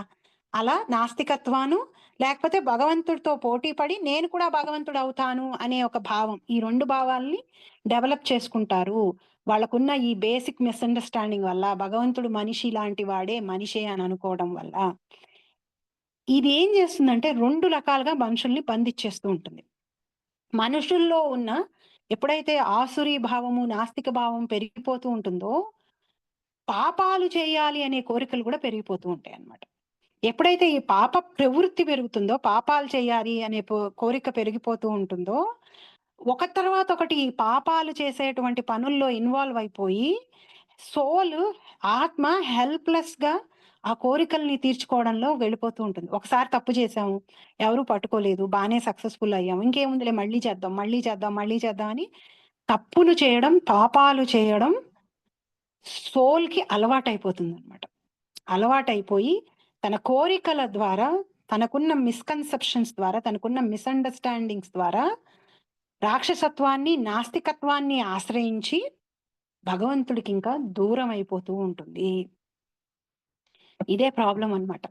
ఎందుకు రాను రాను భగవంతుడికి దూరం అయిపోతున్నాము అంటే, భౌతికమైన మన కోరికలు ఒకటి, వాటిని ఎంజాయ్ చేయాలి అని అనే ఒకటి భావన ఏదైతే మనకు ఉంటుందో, అది ఆ ఎంజాయ్ చేయటం కోసం భగవంతుడికి ఇప్పుడు భగవంతుడిని భక్తిలో కానీ భగవంతుడి సుప్రీమసీలో అని కానీ యాక్సెప్ట్ చేస్తే ఏం చేస్తాం? భగవంతుడి సేవ చేయాలి, భగవంతుడు ప్రీతి చెందేటట్టు వ్యవహరించాలి. అక్కడ మన ప్రీతిని పక్కన పెట్టాలి. కాబట్టి అది మనకి కష్టంగా ఉంటుంది. కాబట్టి భగవంతుడిని ఆశ్రయించడానికి బదులు నాస్తికత్వాన్ని, ఆసురత్వాన్ని ఆశ్రయిస్తాం. కాబట్టి పాప ప్రవృత్తి పెరుగుతుంది. ఇంద్రియాలని తృప్తిపరచుకోవాలనే కోరికలు పెరిగిపోతూ ఉంటాయి. భగవంతుడికి దూరంగా వెళ్ళిపోతూ ఉంటాము. అందుకని ఇక్కడ ఆ ఇలాంటి బయటికి భక్తిగా కనిపించినప్పటికీ లోపల భగవంతుని యొక్క దేవాది దేవుడు శ్రీకృష్ణుడు అనే విషయాన్ని యాక్సెప్ట్ చేయకపోవడం వల్ల చేస్తున్నవన్నీ కూడా వేస్ట్ అయిపోతాయి. ఆశలు, కామ్యకర్మలు, జ్ఞాన సముపార్జనలు అన్నీ వ్యర్థములగును, వేస్ట్ అవుతాయి. మోగాశ, మోగ కర్మను, మోగ జ్ఞాన విచేత సహా. ఈ కన్ఫ్యూజన్ వల్ల ఈ మూడు కూడా వేస్ట్ అయిపోతాయి. ఇంకా వాళ్ళలో రాక్షసత్వం, ఆసురీతనం, నాస్తికత్వం పెరిగిపోతూ ఉంటాయి. ఎంతైతే భగవంతుడిని మిస్అండర్స్టాండ్ చేసుకుంటూ ఉంటారో, ఎంతైతే భగవంతుడికి దూరం అవుతూ ఉంటారో, ఆసురీ భావాలు ఎక్కువైపోతూ ఉంటాయి. ఎక్కువైపోయి పాపపు కోరికల్ని తీర్చుకోవాలనే తాపత్రయం కూడా పెరిగిపోయి, ఎప్పుడైతే పాపాలు చేయడం మొదలు పెడతారో ఆ పాప ఫలితాలను అనుభవించడం కోసం హీనమైన జన్మలు తీసుకుంటూ వాళ్ళని వాళ్ళు అలా ఆ జన్మల్లో బంధించేసుకొని హీన జన్మలకి వెళ్ళిపోతూ పడిపోతూ ఉంటారు. తమని తాము కృష్ణ చైతన్య భక్తియుక్త సేవ యందు నెలకొల్లినట్టు భావించుచునే అంతరంగమున మాత్రము దేవాది దేవుడైన శ్రీకృష్ణుని పరతత్వంగా అంగీకరింపని భక్తులెందరో కలరు. ప్రభుపాద రాస్తున్నారు, బయటకి కృష్ణ కాన్షియస్నెస్ ప్రాక్టీస్ చేస్తున్నాం అన్నట్టు కనిపిస్తారు, కానీ మనసులో ఆ యాక్సెప్టెన్స్ ఉండదన్నమాట. మనసులో వేరేవన్నీ ఉంటాయి. ఆయన్ని మాత్రం దేవాది దేవుడి కింద యాక్సెప్ట్ చేయరు. ఎప్పుడైతే ఆయన్ని మనసా వాచా కర్మణ దేవాది దేవుడి కింద యాక్సెప్ట్ చేసి జపం చేస్తూ సేవ చేస్తామో ఇవన్నీ కూడా శంఖంలో పోసిన తీర్థాల కింద అవుతాయి. మనసులో అనుమానాలు పెట్టుకొని అంటే అనుమానాలు ఉన్నప్పుడు తీర్చుకోవాలి. లేకపోతే ఎలా సిన్సియర్ గా ఉండాలంటే భగవంతుడితోటి, నాకు నువ్వు అర్థం కావట్లేదు, సో నాకు అనుమానం లేదు కానీ నేను కన్విన్స్ అవ్వలేకపోయాను అని కనీసం తక్కువ చేసి మాట్లాడకూడదు. నాకు అర్థం కావట్లేదు కాబట్టి నాకు అర్థం కావట్లేదు కాబట్టి ఇదేదో సింపుల్ గా అర్థమైంది కాబట్టి ఇది రాంగ్ అయినా రైట్ అయినా దీన్నే నమ్మేసి దీన్నే 10 మందికి చెప్పేస్తానని అనుకోకూడదు. మనకి క్లారిటీ లేనప్పుడు ఏం చేయాలి? కామ్గా ఉండాలి, మాట్లాడకూడదు. కనీసం ఆ విషయం మీద మాట్లాడకూడదు. ఇంకా మన రాంగ్ కన్సెప్షన్ ని 10 మందికి రాంగ్ కన్సెప్షన్ ని అర్థం అయ్యేటట్టు చేసేసామంటే 10 మంది నమ్మారంటే ఇది రైట్ అయిపోతుంది అనే భావంతో ఆ రాంగ్ ని ముందుకు తీసుకెళ్ళకూడదు అనమాట. సో ఇట్లా సిన్సియారిటీ లేని సోల్స్ చాలా మంది ఉంటారు. బయటికి కనిపిస్తుంటారు ఒకలాగా, లోపల ఒకలాగా ఉంటారు. భగవద్ధామమును తిరిగి చేరుట అను భక్తియుక్త సేవా ఫలము వారెన్నడూ ఆస్వాదింపజాలరు. ఎప్పుడైతే మనసా వాచా కర్మణ భగవంతుడే దేవాది దేవుడని నమ్మట్లేదో మనం ఆ భక్తియుక్త సేవా ఫలాన్ని మనం టేస్ట్ చేయలేం. ఎప్పుడైతే టేస్ట్ లేదో మన ప్రోగ్రెస్ కూడా ఉండదు. మనం జపం ఎక్కువసేపు చేయలేం, సేవ ఎక్కువసేపు చేయలేము, ఆయన కథని ఎంజాయ్ చేయలేము, దాన్ని రెగ్యులర్ గా చేయలేము, ఎందుకంటే మనకి టేస్ట్ లేదు అక్కడ. అదే విధముగా శ్రద్ధతో తూడిన కామ్యకర్మలందు మరియు పుణ్యకర్మలందు నెలకొనిన వారును, భౌతిక బంధముల నుండి విముక్తి వాంఛించు వారును దేవాది దేవుడైన శ్రీకృష్ణుని నిరసించుదురు కనుక విజయమును పొందజాలరు. భగవంతుడిని నిరసించి ఎన్ని కామ్యకర్మలు చేసినా, ఎన్ని పుణ్యకర్మలు చేసినా సరే వాళ్ళు విజయాన్ని సాధించలేరు. మరో మాటలో శ్రీకృష్ణుని పట్ల అపహాస్య భావముతో వర్తించువారు అసుర స్వభావమును లేదా నాస్తిక స్వభావమును కలిగినట్టు వారు భగవద్గీత నందలి 7వ అధ్యాయమునందు వివరింపబడినట్లు అట్టి అసుర ప్రవృత్తి గలవారు ఎన్నడూ శ్రీకృష్ణుని శరణు పొందరు. ఆసురీ భావం, నాస్తికత్వ భావం ఉన్న వాళ్ళు ఏ రోజుకి శ్రీకృష్ణుని ఆశ్రయించలేరు. వాళ్ళ కళ్ళ ముందే వాళ్ళు చదువుతున్న భగవంతుడు వచ్చి వాళ్ళ ముందు నిలబడినా వాళ్ళు ఆశ్రయించరు. దుర్యోధనుడే పెద్ద ఎగ్జాంపుల్. దుర్యోధనుడు పక్కనే భగవంతుడు ఉన్నాడు, కానీ భగవంతుడిని దుర్యోధనుడు యాక్సెప్టే చేయలేదు. సో అట్లాగా మనం ఒక్కొక్కసారి వృధా ఎందుకు వీళ్ళు అర్థం చేసుకోలేకపోతున్నారు, ఎందుకు వీళ్ళకి అర్థం కావట్లేదు అని ఒక్కొక్కసారి మనకి డిసప్పాయింట్, మనకి ఫ్రస్ట్రేషన్ వస్తుంటుంది. ఎప్పుడైతే అసుర భావం, అపహాస్య భావం, భగవంతుడి పట్ల నాస్తిక భావాలు మనసులో ఉంటాయో వాళ్ళకి భగవంతుడు అర్థం అవటం కష్టము, వాళ్ళు భగవంతుడిని శరణు పొందటం కూడా కష్టం. కనుక పరతత్వమును అవగాహన చేసుకున్నట్టుకు యత్నించు వారు చేయు మానసిక కల్పనలు సాధారణ జీవుడు మరియు శ్రీకృష్ణుడు ఏకమే, సమానమే అనే అభిప్రాయంను వారిని చేర్చును. అందుకని వాళ్ళలో ఈ భావాలు పెరిగిపోతాయి కాబట్టి భగవంతుడు మనుషులు ఒకటే అనే కాన్సెప్ట్ ని వాళ్ళు మాట్లాడుతూ ఉంటారు. అట్టి మిథ్యాభావంలో మానవుని ప్రస్తుత దేహము భౌతిక ప్రకృతిచే కప్పబడి ఉన్నదను, అతడు ఈ భౌతిక దేహం నుండి విముక్తుడైనంతనే అతనికి మరియు భగవానునికి నడుమ భేదం ఉండదని వారు భావించరు. వాళ్ళు ఏమని అనుకుంటారు, ఇప్పుడు నేను ఈ శరీరాన్ని తీసుకున్నాను కాబట్టి నేను మాయలో ఉన్నా, ఇల్యూజన్ లో ఉన్నా, ఎప్పుడైతే నేను ఈ శరీరాన్ని వదిలేస్తానో నాకు భగవంతుడికి పెద్దగా తేడా ఏమీ ఉండదు, మేమిద్దరం సేమ్ సేమ్ అని అనుకుంటూ ఉంటారు. కానీ శ్రీకృష్ణునితో ఏకము కావాలన్నది వారి యత్నములు భ్రాంతి కారణముచే వ్యర్థములగును. అట్టి అసుర మరియు నాస్తిక ప్రవృత్తితో కూడి ఉన్న జ్ఞాన సంపాదనము ఎల్లప్పుడూ వ్యర్థమని ఈ శ్లోకమున సూచింపబడినది. అట్టి అసుర ప్రవృత్తి గల వ్యక్తులకు వేదాంత సూత్రములు, ఉపనిషత్తులు వంటి వేదవాక్యమునందలి జ్ఞాన సముపార్జము నిరుపయోగమే కాగలదు. ఎప్పుడైతే భగవంతుడిని మిస్అండర్స్టాండ్ చేసుకొని ఇవన్నీ చేస్తామో అవన్నీ వేస్ట్ అయిపోతాయి. ఏ విధంగానూ వాటిని మనల్ని భగవంతుడికి దగ్గరికి చేర్చవు, శరణు పొందేటట్టు చేయవు, మోక్షాన్ని పొందేటట్టు చేయవు. రాక్షసులే దానికి ఎగ్జాంపుల్. వాళ్ళు చేయని పుణ్యకర్మలు ఉన్నాయా, వాళ్ళు చేయని తపస్సులు ఉన్నాయా? వేదాన్ని ఆశ్రయం చేసుకుని చేశారు వాళ్ళు ఆ తపస్సులన్నీ. ఆ పవర్ ని తెచ్చుకొని ఏం చేశారు, భగవంతుడికి శత్రువులు అయ్యారు వాళ్ళు. కానీ చిగురాఖరికి నాశనం అయ్యారు. కనుకనే దేవాది దేవుడైన శ్రీకృష్ణుని సామాన్య మానవునిగా భావించుట మహా అపరాధము. ఈ అపరాధాన్ని మానేయాలి మనం ఫస్ట్. ఇది చాలా ఇంపార్టెంట్, వెరీ ఇంపార్టెంట్. మనకి డౌట్స్ ఉంటే, మనకు అర్థం కాకపోతుంటే మనం అడిగి తెలుసుకుని అర్థం చేసుకోవడానికి ప్రయత్నం చేయాలి. మళ్ళీ మళ్ళీ అడిగి తెలుసుకుని అర్థం చేసుకోవడానికి ప్రయత్నం చేయాలి తప్పితే నాకు అర్థం కాలేదు కాబట్టి ఇది అబద్ధం అనకూడదు. అది నిజమే, కానీ నాకు అర్థం కావట్లేదు, నాకు తెలియట్లేదు, నేను ఇంకా సాధన చేస్తాను, నాకు ఏదైతే అర్థం చేసుకోవడానికి అడ్డుపడుతుందో అది పోయేంత వరకు నేను సాధన చేస్తాను అనే యాటిట్యూడ్ తో వెళ్ళాలి. కానీ నాకు అర్థం కావట్లేదు కాబట్టి ఇది రాంగ్ అనే యాటిట్యూడ్ తోటి మనం వెళ్ళకూడదు. అట్లు భావించడి వారు శ్రీకృష్ణుని శాశ్వత స్వరూపమును అవగాహన చేసుకొన జాలరు. కనుక తప్పక భ్రాంతికి గురి అవుదురు. శ్రీకృష్ణుని దేహము భౌతికమని భావించు వారిని శృతి మరియు స్మృతుల కర్మకలాపములన్నిటి నుండి బహిష్కరింపవలెను. ఇది ఇంకొకటి. ఇది వినంగానే చాలా మందికి ఎవరైతే భగవంతుణ్ణి శరీరం భౌతికం అనుకుంటారో వాళ్ళని బహిష్కరించాలి, వాళ్ళని వెలివేయాలి అనగానే ఇమ్మీడియట్ గా మనకు వచ్చే ఆలోచన ఏమవుతుందంటే, అయితే వాళ్ళు కనుక మా ఇంటికి వస్తే మేము వెళ్ళిపోమని చెప్పాలా, వాళ్ళతో స్నేహం చేయడం మానేయాలా, వాళ్ళతోటి దూరంగా ఉండాలా అని అంటాం. చాలా సార్లు మనం ఎవరైనా, ఇది చదివేసి చెప్తాను, ఎవరైనాను అతను ముఖమున పొరపాటున చూచినచో అట్టి అంటువ్యాధి నుండి విధువడుకుటకై వెంటనే గంగలో స్నానం చేయవలను. శ్రీకృష్ణుని దేవాది దేవత్వము పట్ల అసూయ కలిగిన వారగుటచే కొందరు ఆ విధముగా అతనిని అవమానింతురు. నిశ్చయముగా వారు మరల నాస్తిక రాక్షస జీవజాతులలో జన్మ తరువాత జన్మ పొందుటయే వారి గతి.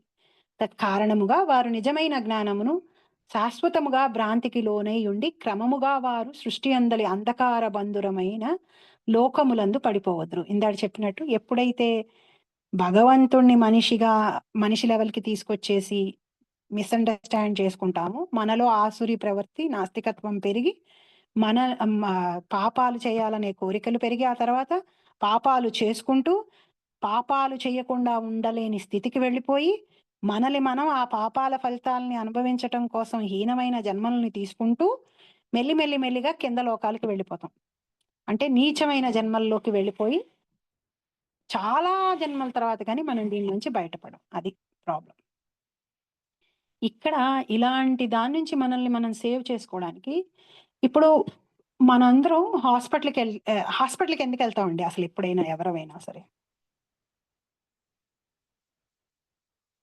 హెల్త్ బాగాలేనప్పుడు వెళ్తాం. అంటే క్యూర్ చేసుకోవడానికి వెళ్తాం, కరెక్టే కదా? సో మీరు క్యూర్ చేసుకోవడానికి వెళ్ళినప్పుడు మీరు కాకుండా అక్కడ డిఫరెంట్ ఇన్ఫెక్షన్స్ ఉన్న వాళ్ళు ఉంటారు కదా, వేరే వేరే అంటే రకరకాల వ్యాధులతో ఉన్న వాళ్ళు ఉంటారు. సపోజ్ మీరు చాలా సెన్సిటివ్గా ఉన్నారనుకోండి, మిమ్మల్ని క్వారంటైన్ చేసి, లేకపోతే మిమ్మల్ని చూడటానికి వచ్చే వాళ్ళని తగ్గించేసి, లేకపోతే మిమ్మల్ని వేరే పేషెంట్స్ తోటి కలపకపోవడం, అక్కడ ఏమన్నా వేరు భావన చూపించినట్ట, లేకపోతే అది అట్లా ఎందుకు చేస్తారు జనరల్ గా? వాళ్ళ నుంచి మనకి సిక్ రాకుండా ఉండడం కోసం చేస్తారు. వాళ్ళ నుంచి మిమ్మల్ని ప్రొటెక్ట్ చేయడానికి. ఎందుకని వాళ్ళ ఇన్ఫెక్షన్ మీకు అంటుకుని మీరు క్యూర్ అవడం కోసం వెళ్ళిన హాస్పిటల్లో ఇంకా ఎక్కువ ఇన్ఫెక్షన్స్ పెంచుకొని ఇంకా రోగం కాకుండా, ఎందుకని హాస్పిటల్ యొక్క మెయిన్ ఉద్దేశం ఏంటి? మిమ్మల్ని క్యూర్ చేసి పంపించాలి కాబట్టి మిమ్మల్ని సేఫ్ గార్డ్ చేస్తారు ఇన్ఫెక్షియస్ పేషెంట్స్ నుంచి. వాళ్ళని మీకు దూరంగా పెడతారు, మిమ్మల్ని కూడా వాళ్ళకి దూరంగా పెడతారు. ఎందుకని? వాళ్ళు క్యూర్ అవ్వాలి, మనము క్యూర్ అవ్వాలి కాబట్టి. ఇదే ఎగ్జాంపుల్ మనం నాస్తికుల పట్ల, ఆసురీ భావం ఉన్న వాళ్ళ పట్ల ఈ యాటిట్యూడ్ ని పెట్టుకోవాలి మనం. అంటే వాళ్ళని కంప్లీట్ గా అవాయిడ్ చేసేసి మన ఇంటికి రాకుండా చేసి అని కాదు. డిస్కషన్స్ లో కూర్చోకూడదు. డిస్కషన్స్ లో కూర్చుంటే వాళ్ళకు ఉన్నటువంటి ఇన్ఫెక్షన్ ని మనకు అంటిస్తారు. అప్పుడు మనం కూడా కలుషితం అయిపోతాం అనమాట. ఎందుకని? మనం ఇంకా స్ట్రాంగ్ కాలేదు, ఇంకా స్ట్రెంగ్త్ పుంజుకోలేదు, మన యొక్క ఇమ్యూన్ సిస్టమ్ ఇంకా స్ట్రాంగ్ అవ్వలేదు. మనమే ఆల్రెడీ సిగ్గా ఉన్నాం. మనమే ఇప్పుడిప్పుడే తప్పటడుగులు వేసుకుంటూ మెల్లిగా కింద మీద పడి అర్థం చేసుకోవడానికి ప్రయత్నం చేస్తూ, ఒక సాధన మార్గాన్ని పాటిస్తూ, జపం చేసుకుంటూ, భగవంతుడి గురించి వింటూ, డౌట్లు అడుగుతూ, క్లారిఫై చేసుకుంటూ ముందుకు వెళ్తూ ఉన్నప్పుడు కంప్లీట్ గా ఆసురీ నాస్తిక భావాలు ఉన్న వాళ్ళతోటి కూర్చుని వాళ్ళని ఎంటర్టైన్ చేస్తూ, వాళ్ళ లెక్చర్స్ ని వింటూ, వాళ్ళని మార్చడానికి ప్రయత్నం చేస్తున్నాం మనం అని కూర్చుని మాట్లాడుతూ చేసామంటే మనం ఇన్ఫెక్ట్ అయిపోతాం. సో మెటీరియలిస్టిక్ పీపుల్స్ ని కూడా దూరంగా పెట్టుకోవాలి. జనరలీ పీపుల్ చాలా మందికి ఈ ప్రపంచంలో ఫ్రెండ్షిప్స్ కి, మాటలకి, డిస్కషన్స్ కి, గొప్పతనానికి రోజు రోజుకి కలియుగం పెరుగుతున్న కొద్దీ మనం వేసుకున్న బట్టలు, మనం వేసుకున్న నగలు, మనకున్న ఇల్లు, మనం నడుపుతున్న కార్లు, మనకున్న బ్యాంక్ బ్యాలెన్సు, మన ఒంటి తీరు, మనం అందంగా ఉన్నామా, సన్నగా ఉన్నామా, లావుగా ఉన్నామా, ఇవన్నీ ఫ్యాక్టర్స్ అవుతాయి. ఇలాంటి వాళ్ళతోటి మనం స్నేహం చేస్తున్నామంటే మనకి ఇంకా మనం శరీరం అనే భావన పెరుగుతుంది, కానీ మనం ఆత్మలం అనే భావన ఎక్కడి నుంచి పెరుగుతుంది? పెరగదు. ఎక్కువగా ఇన్వాల్వ్ అవుతూ, ఎక్కువగా స్నేహం చేస్తూ, ఎక్కువగా టైం స్పెండ్ చేస్తూ, వీటి గురించే వాళ్ళు ఆలోచిస్తూ మనల్ని ఆలోచించేటట్టుగా చేస్తే కొన్ని రోజులకి మనం వాళ్ళైపోతాం.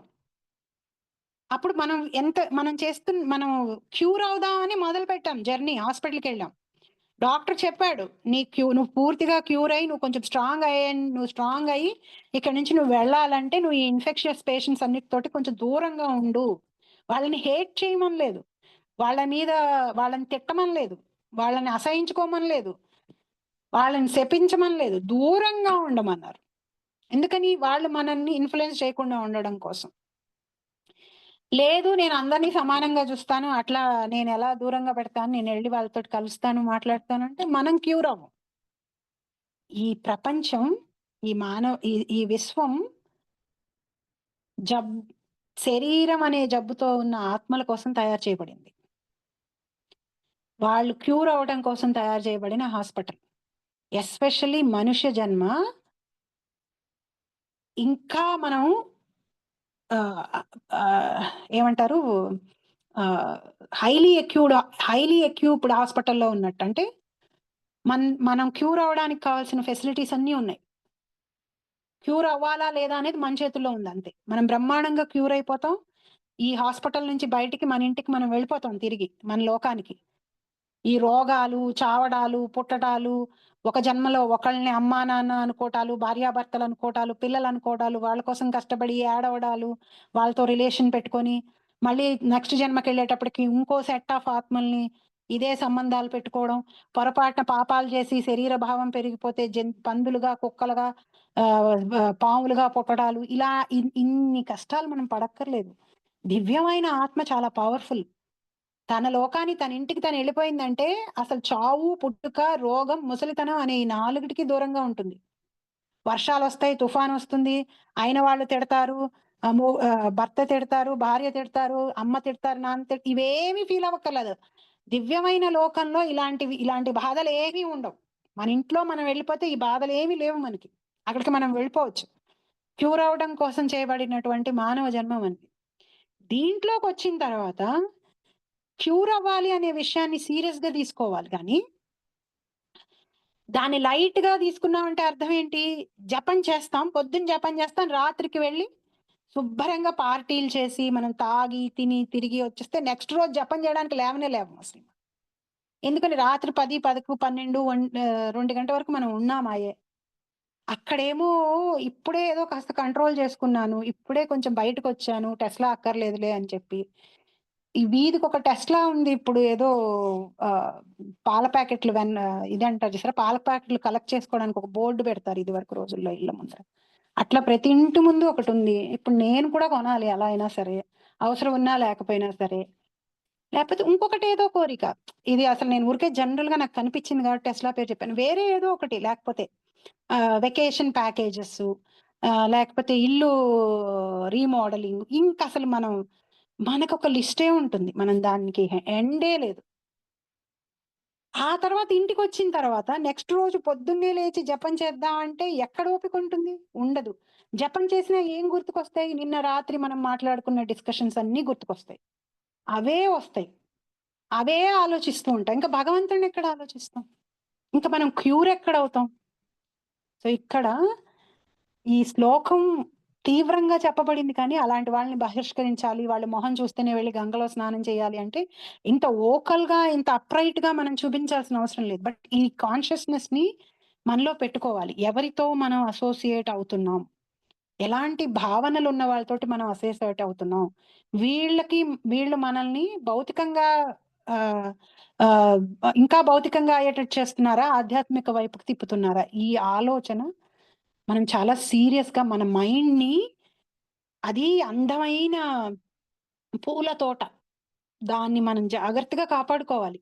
లేని పక్షంలో ఈ శరీరం ఏదైతే ఉంది చూసారా, అది ఈ జన్మ అయిన తర్వాత వదిలేస్తాం. సో ఈ శరీరం మోర్ డేంజరస్ ఏంటంటే మైండ్. ఎప్పుడైతే మైండ్ ని క్లియర్ గా పెట్టుకోలేదో, మైండ్ కనుక ఒక విషయం పట్ల, భౌతికమైన విషయాల పట్ల తిరగడం మొదలు పెట్టిందో, మైండ్ ఏం చేస్తుందంటే ఇంటెలిజెన్స్ ని కూడా తన తొత్తు చేసేసుకుంటుంది, తన కింద అసిస్టెంట్ ని చేసేసుకుంటుంది. అసిస్టెంట్ చేసుకుని ఏం చేస్తుంది? ఇప్పుడు రేపు సమ్మర్ లో నేను యూరోప్ ట్రిప్ వేయాలి, నేను అందరూ వెళ్ళొచ్చారు, ఫేస్బుక్ లో పెట్టారు, నేను వెళ్ళాలి అని అన్నప్పుడు మైండ్ ఆ విషయం మీద ఫిక్స్ అయినప్పుడు ఏం చేసేస్తుంది? ఇంటెలిజెన్స్ ని పనిలో పెట్టేస్తుంది. ఎవరెవరు వెళ్ళారు ట్రిప్ కి, వాళ్ళందరితో ఫోన్లు చేసి వివరాలన్నీ కనుక్కో, వాళ్ళకంటే బెస్ట్ గా మనకి ప్యాకేజ్ ఉండాలి, మనం బెస్ట్ గా ఎంజాయ్ చేయాలి, లేదా మనం బెస్ట్ గా ప్లాన్ చేయాలని ఇంటెలిజెన్స్ ఏం చేస్తుంది? మైండ్ తన సేవలో పెట్టేసుకుని తన కోరికలు తీర్చుకోవడానికి వాడుకునేటప్పటికి శుభ్రంగా మైండ్ ఇంటెలిజెన్స్ రెండు నాశనం అయిపోయి, ఈ నాశనం అయిపోయిన మైండ్ ఇంటెలిజెన్స్ తీసుకుని నెక్స్ట్ శరీరానికి వెళ్తాం మనం. అక్కడి నుంచి ఆల్రెడీ బ్రహ్మాండమైన గ్రౌండ్ వర్క్ చేస్తున్నాయి పూర్వజన్మలో. నెక్స్ట్ జన్మకి వెళ్ళేటప్పటికి పుడుతూనే వస్తాయి కోరికలు. ఇప్పుడు ఈ రోజుల్లో చిన్నపిల్లలకి ఎవరు చెప్పాలి? ఎవ్వరు ఏమీ చెప్పక్కర్లేదు. అసలు టీవీల గురించి దెబ్బలాడడం చెప్పక్కర్లేదు, చాలా విషయాలు అసలు నేర్పించక్కర్లేదు ఎవరికి. ఆ స్వార్థాలు, ఆ జలసీలు, ఆ ఎంజాయ్ చేయడాలు, ఇవన్నీ వచ్చేస్తున్నాయి. ఎందుకని? పూర్వజన్మల్లో చేసినటువంటి హోంవర్క్ ఆ మైండ్. సో ఇట్లాంటి మైండ్ ని ఎంత సేఫ్ గా ఉంచుకోవాలి మనం? దీంట్లో వస్తున్నటువంటి కలుపు మొక్కలు అన్నిటినీ చాలా జాగ్రత్తగా తీసవతలు పడేయాలి. మనం ఏదో గ్రేట్ అనుకోకూడదు. 4 మాలలు జపం చేయంగానే నా పక్కనే కూర్చొని ఎవరైనా తాగినా, తిన్నా, ఎవరైనా ఏం మాట్లాడినా నేనేం పెద్ద ఎఫెక్ట్ కాను, పర్వాలేదు నేను వెళ్ళి కూర్చుంటాను అనే ఒక ఓవర్ కాన్ఫిడెన్స్ తోటి మనకి వెళ్ళకూడదు. ఎందుకంటే మనల్ని ఇన్ఫ్లుయెన్స్ చేయడానికి, మనల్ని పడేయడానికి అక్కడ మహాతల్లి కూర్చుని ఉన్నది, మహామాయ. ఆవిడ భగవంతుడి యొక్క గొప్ప భక్తురాలు. మనల్ని ఎలా పడేయాలో ఆవిడకి తెలుసు, మనకి తెలియదు, కానీ ఆవిడకి తెలుసు. మనం అనుకుంటాం ఈ 4 ఫ్యాక్టర్స్ ని నేను కంట్రోల్ చేసేసుకున్నాను, నేను సేఫ్, మాయతోటి నా జర్నీకి నేను సేఫ్ అనుకుంటాం. కానీ ఆవిడ బ్రహ్మాండంగా మనం ఏవైతే కంట్రోల్ చేసుకున్నాం అనుకున్నామో అలా వాటి మీదే ఎలా మనం పడిపోతామో తెలుసుకొని అలా కొడుతుంది ఆవిడ. కొట్టినప్పుడు ఢమ్మున పడతాం. అసలు ప్రిపేర్డ్ గా కూడా ఉండం. ప్రిపేర్డ్ గా లేని టైంలో చూసి కొట్టేస్తుంది. అందుకని ఎప్పుడు ఎలా అయితే సెకండ్ చాప్టర్ లో భగవంతుడు ఏం చెప్పాడు, ఎప్పుడైతే తనకి ఆపద వస్తుందని తెలుస్తుందో తాబేలు ఏం చేస్తుందా, తన చేతులు కాళ్ళు అన్నిటినీ లోపలికి లాగేసుకుంటుంది. లాగేసుకుని ఆ బయట ఉండేటువంటి హార్డ్ ఇది ఉంటుంది కదా, అదొక్కటే ఉంటుంది. దాని మీద ఏనుగు పాదం వేసి వెళ్ళినప్పటికీ కూడా అదేమి కాదనమాట. దాని మీద ఏనుగు పాదం వేసి వెళ్ళినప్పటికీ కూడా అదేం కాదు. సో అలా మనల్ని మనం సేఫ్ గార్డ్ చేసుకోవాలి, జపం చేసుకోవాలి. జపం చేసుకోవడంతో పాటే ఈ విపరీతంగా మెటీరియలిస్టిక్ ఆలోచనలు ఉన్న వాళ్ళతోటి, ఆసురీ భావం ఉన్న వాళ్ళతోటి, నాస్తికత్వులతోటి డిస్కషన్స్ పెట్టకూడదు. వాళ్ళని ద్వేషించమంటలేదు, వాళ్ళని అసహించుకోమంటలేదు, వాళ్ళకి ఏదైనా సహాయం కావాలంటే చెయ్యొద్దంటలేదు, వాళ్ళ గురించి నలుగురికి 4 చెడు మాటలు చెప్పమంటలేదు. వాళ్ళతోటి అసోసియేషన్ ని పెంచుకుని ఆధ్యాత్మిక విషయాల పట్ల డిస్కషన్స్, వాళ్ళ యొక్క భౌతిక ఆలోచనలు, వాళ్ళ భౌతిక కోరికల గురించి మనం వింటాం, నాస్తిక భావాల గురించి వింటాం, ఆసురీ భావాల గురించి వింటాం. ఇవి మనం మానేయాలి. ఇవి మానేస్తే మన ఫెయిత్ స్ట్రాంగ్ గా వెళ్ళేటప్పుడు ఇవి కలుపు ముక్కలు, ఇవి వీడ్స్ అన్నమాట, కలుపు మొక్కల్లాగా. వీటిని మనం దగ్గరికి రానికుండా ఉంచితే మన శ్రద్ధ, మన భక్తి, మన నమ్మకం అనేటువంటి చెట్టు ఇప్పుడు ఏదైతే లేతగా ఉందో అది మహావృక్షంలాగా ఎదగడానికి స్టార్టింగ్ లో మనం ఈ కలుపు మొక్కల్ని తీసేయాలి. ఎప్పుడైతే అది మహావృక్షంగా ఎదుగుతుందో ఆ పక్కన ఎదిగేటువంటి కలుపు మొక్కలు దాన్ని ఏమీ చేయలేవు.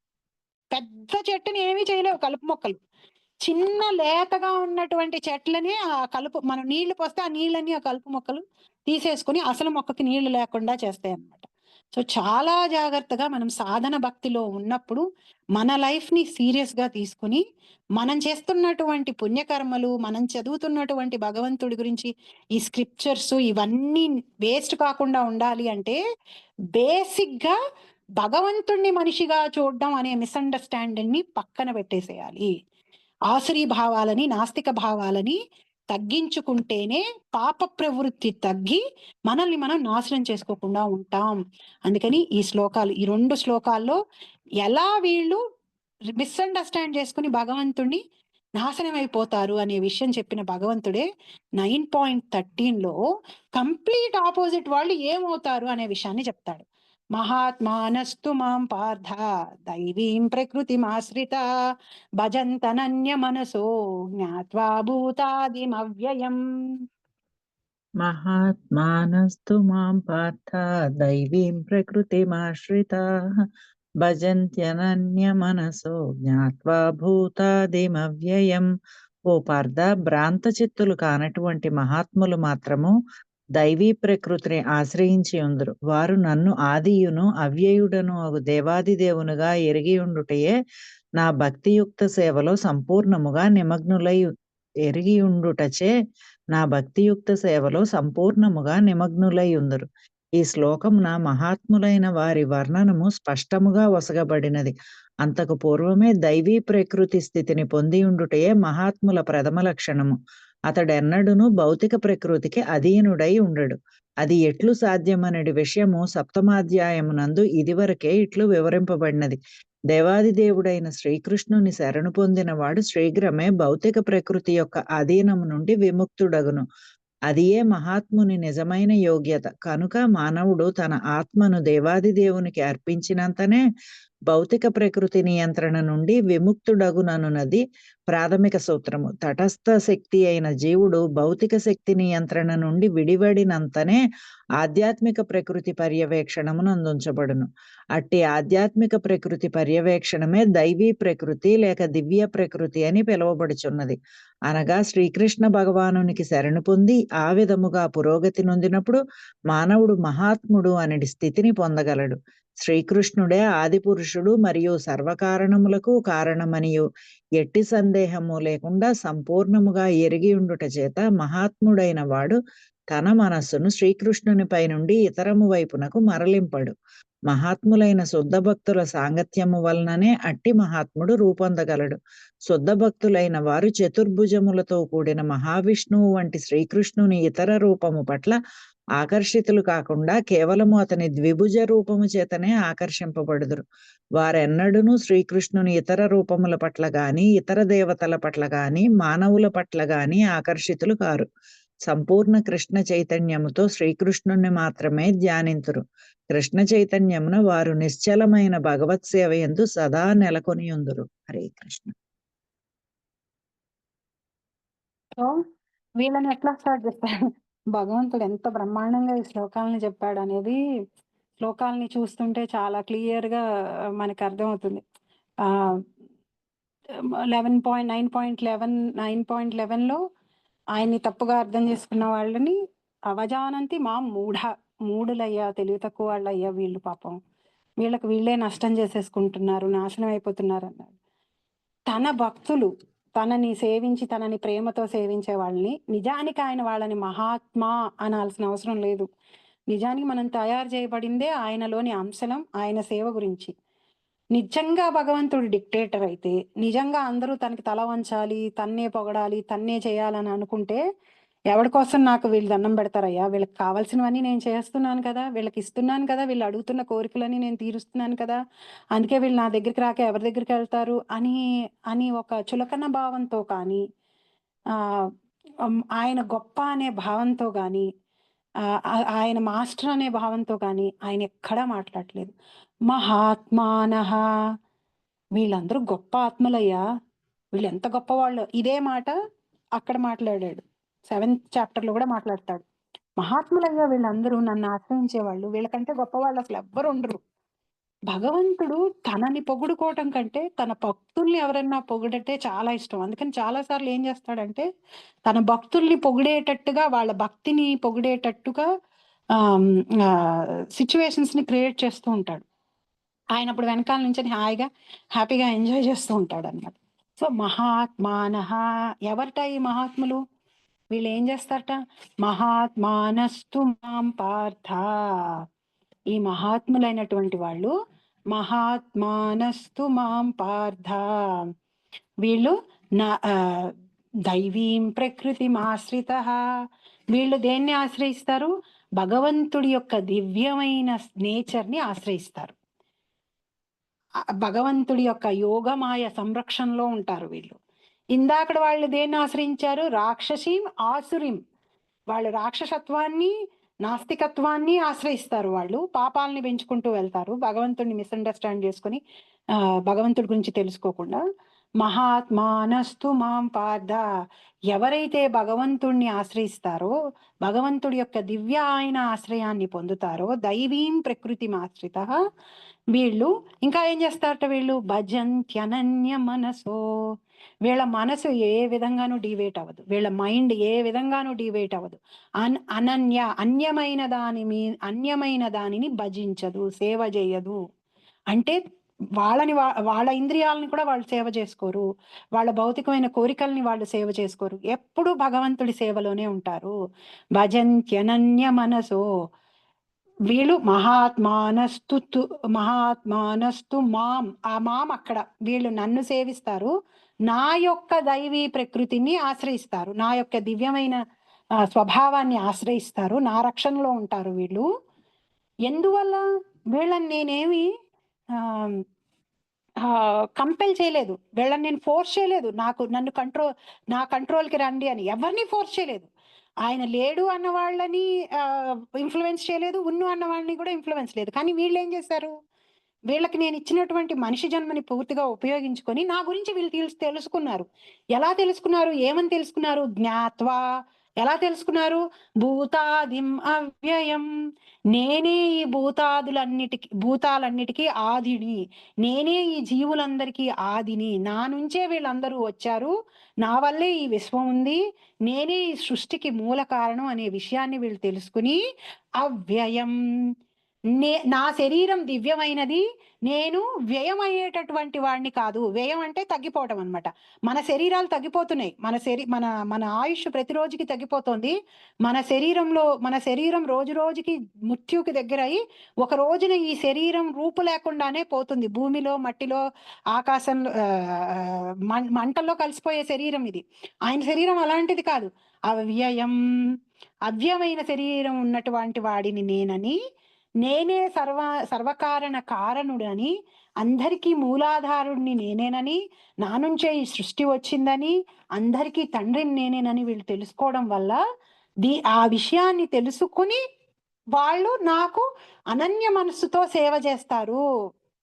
నేనేదో వీళ్ళకి ఫోర్స్ చేసో, వీళ్ళ కోరికలు తీర్చో, వీళ్ళకి ఇవ్వాల్సింది ఇచ్చో కాదు. వీళ్ళు నన్ను పూర్తిగా అర్థం చేసుకుని నన్ను ప్రేమించి నాకు సేవ చేస్తారయ్యా. ఎప్పుడు హ్యాపీగా ఫీల్ అవుతున్నాడు? ఆయన్ని పూర్తిగా అర్థం చేసుకున్న రోజున ఆయన హ్యాపీగా ఫీల్ అవుతున్నాడు. ఆయన దగ్గర నుంచి వస్తువులు పొందినప్పుడు కూడా కాదు, ఆయన్ని అర్థం చేసుకుని ఆయన్ని ప్రేమించినప్పుడు హ్యాపీగా ఫీల్ అయ్యి వాళ్ళందరినీ ఏమంటున్నాడు? మహాత్మానస్, వీళ్ళందరూ మహాత్ములయ్యా, వీళ్ళకంటే గొప్పవాళ్ళు ఇంకొకళ్ళు లేనే లేరు. ఓ పార్థ, భ్రాంత చిత్తులు కానటువంటి మహాత్ములు ఎవరైతే భగవంతుడిని సరిగ్గా అర్థం చేసుకున్నారో, భ్రాంతిలో ఉన్నవాళ్ళు, ఇందాక చెప్పిన 2 శ్లోకం, భ్రాంతిలో లేనటువంటి వాళ్ళు దైవీ ప్రకృతిని ఆశ్రయించి ఉందురు, వారు నన్ను ఆదియును అవ్యయుడును అగు దేవాది దేవుడిని ఎరిగి ఉండటచే నా భక్తియుక్త సేవలో సంపూర్ణముగా నిమగ్నులై ఉందరు. పూర్తిగా వీళ్ళు నా సేవలోనే ఉంటారయ్యా. ఇంకా వేరే ఎవరిని దేన్ని వీళ్ళు సేవించాల్సిన అవసరమూ లేదు. వీళ్ళు నన్ను సేవించి నాకు దగ్గరవుతూ ఉంటారు. నా గురించి వీళ్ళకి ఇంకా నేను చెప్తూ ఉంటాను. పరస్పరం ఇద్దరం ప్రేమని ఇచ్చిపుచ్చుకుంటాము. వీళ్ళు నాకు చాలా ఇష్టం, వాళ్ళకి నేను చాలా ఇష్టం. ఇది మ్యూచువల్ రిలేషన్ మాది అని భగవంతుడు చెప్తున్నాడు. మనం జనరల్ గా ఎవరైనా పవర్ఫుల్ వ్యక్తి, లేకపోతే ఎవరైనా సక్సెస్ఫుల్ పర్సన్ గురించి వాళ్ళ గురించి మనకి చెప్పడం చాలా ఇష్టంగా ఉంటుంది. వాళ్ళు మాకు తెలుసు అని చెప్పుకోవడం మనకి గొప్పగా ఉంటుంది. ఇక్కడ భగవంతుడు, దేవాది దేవుడైన భగవంతుడు, భక్తులైన వాళ్ళు ఆయన మాకు తెలుసు అని చెప్పుకుంటారు, భక్తుడు వాళ్ళు నాకు తెలుసు అని చెప్పుకుంటూ ఉంటారు అనమాట. ఈ శ్లోకమున మహాత్ములైన వారి వర్ణము స్పష్టంగా వసకబడింది. అంతకు పూర్వమే దైవీ ప్రకృతిలో స్థితిని పొంది ఉండుటటే మహాత్ముల ప్రథమ లక్షణము. భగవంతుడి యొక్క దివ్యమైన నేచర్, దివ్యమైన దీంట్లో శరణు జొంచి ఉంటా. అతడు ఎన్నడూ భౌతిక ప్రకృతికి ఆధీనుడై ఉండడు. భగవంతుడి భక్తులు యోగమాయ కంట్రోల్లో ఉంటారు, మహామాయ కంట్రోల్లో ఉండరు. అందుకనే బృందావనంలో ఉన్నటువంటి గోపబాలరు, గోపులు, వాళ్ళందరికీ కూడా ఆయన దేవాది దేవుడు అనే విషయం గుర్తే ఉండదు. అలా గుర్తు లేకుండా యోగమాయ చేస్తుంది. కానీ వాళ్ళకి అది తెలియనంత మాత్రాన వాళ్ళకి భగవంతుడి మీద ఉన్న ప్రేమ ఏ విధంగానూ తగ్గదు. వాళ్ళు కంప్లీట్ ప్రేమలో ఉన్నవాళ్ళు. ఆ లీలలు చేయడానికి వచ్చినప్పుడు ఆ ఆస్పెక్ట్ ని మర్చిపోతారు. వాళ్ళు మర్చిపోయేటట్లు యోగమాయ చేస్తుంది. చేస్తేనే కదా ఆయన అలాంటి లీలల్ని చేయగలుగుతాడు. వాళ్ళతో దెబ్బలాడడం, వాళ్ళతోటి ఆర్గ్యుమెంట్స్ చేయడం, వాళ్ళని ఆయన అంటాం, వీళ్ళు వాళ్ళని ఆయన అంటాం, ఇవన్నీ జరిగేది అప్పుడే. సో ఆయనకి అదంతా ఇష్టం ఆయనకి. అందుకని ఆవిడ వాళ్ళని భగవంతుడి భక్తులు ఎప్పుడూ కూడా యోగమాయ కంట్రోల్లో ఉంటారు. భక్తులు కానటువంటి వాళ్ళు మహామాయ కంట్రోల్లో ఉంటారు. మహామాయ భౌతికమైన విషయాలకు ఆకర్షించబడేటట్టుగా చేస్తుంది, యోగమాయ భగవంతుడికి ఆకర్షించబడేటట్టుగా చేస్తుంది. ఆవిడ ఆ పొర తీసేస్తుంది, భగవంతుడికి మనకి మధ్యన ఉన్నటువంటి ఆ పొర తీసేసి ఆయన పూర్తిగా మనం అర్థం అయ్యేలా చేస్తుంది దైవీ మాయ. అది ఎట్లు సాధ్యమనడి విషయము సప్తమాధ్యాయమున ఇది వరకే ఇట్లు వివరింపబడినది. దేవాది దేవుడైన శ్రీకృష్ణుడు శరణు పొందిన వాడు శీఘ్రమే భౌతిక ప్రకృతి యొక్క ఆధీనము నుండి విముక్తుడగును. ఎప్పుడైతే భగవంతుడి శరణు పొందుతామో మహామాయ నుంచి మనకి రిలీజ్ వచ్చేసినట్టే. మహామాయ నుంచి రిలీజ్ వచ్చిందంటే ఒక పెద్ద దాని నుంచి రిలీజ్ వచ్చింది. ఏంటండి అది? ఎవరికైనా తెలుసా? మహామాయలో ఉన్న ఒక పెద్ద విషయం నుంచి మనకి రిలీజ్ వచ్చింది. ఆవిడ నుంచి రిలీజ్ వచ్చిందంటే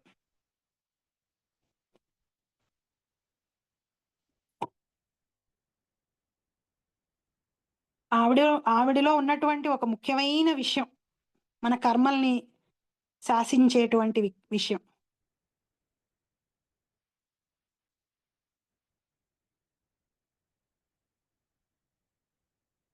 మహామాయ కంట్రోల్లో ఉండేవి అవి.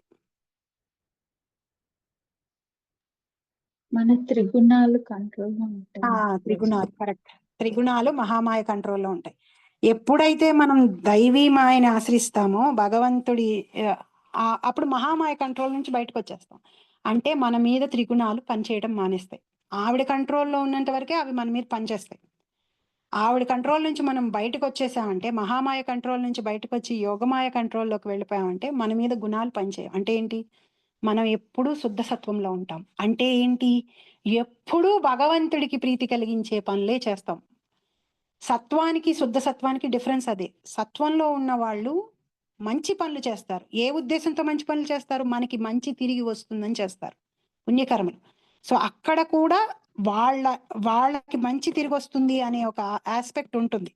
శుద్ధ సత్వంలో ఉన్న వాళ్ళు మంచి పనులే చేస్తారు, భగవంతుడికి ప్రీతి కలిగించే పనులే చేస్తారు. కానీ అది నాకు మంచి తిరిగి వస్తుంది అనే ఉద్దేశంతో చేయరు. వాళ్ళు భగవంతుడికి ఇది ప్రీతి కలిగిస్తుంది అనే ఉద్దేశంతో చేస్తారు.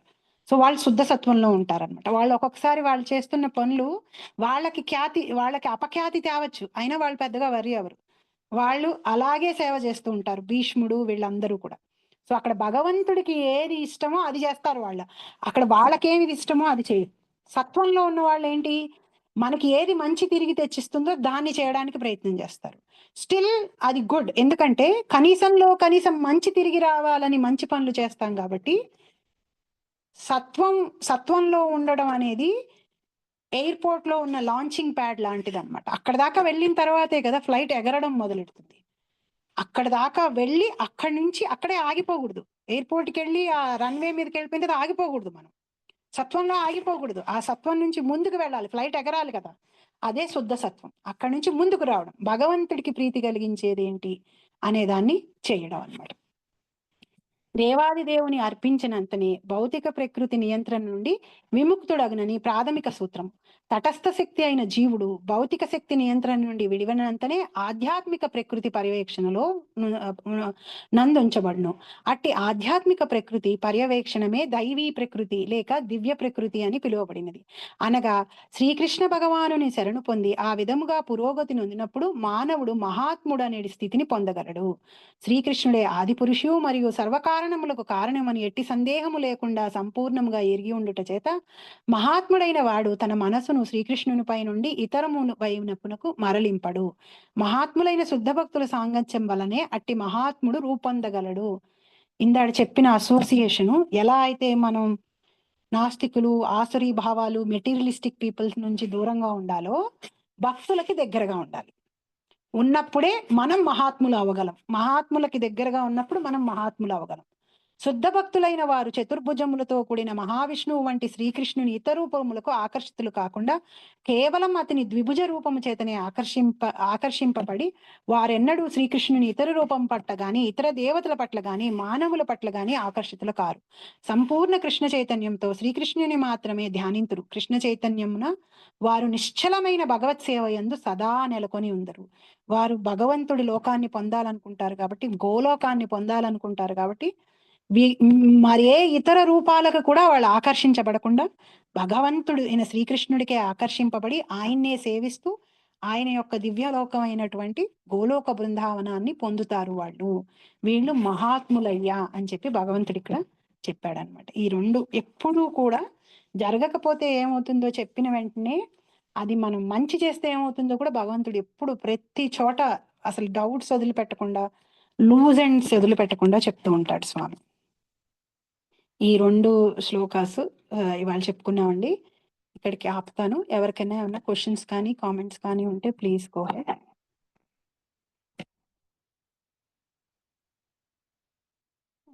రికార్డింగ్ ఆపుతాను.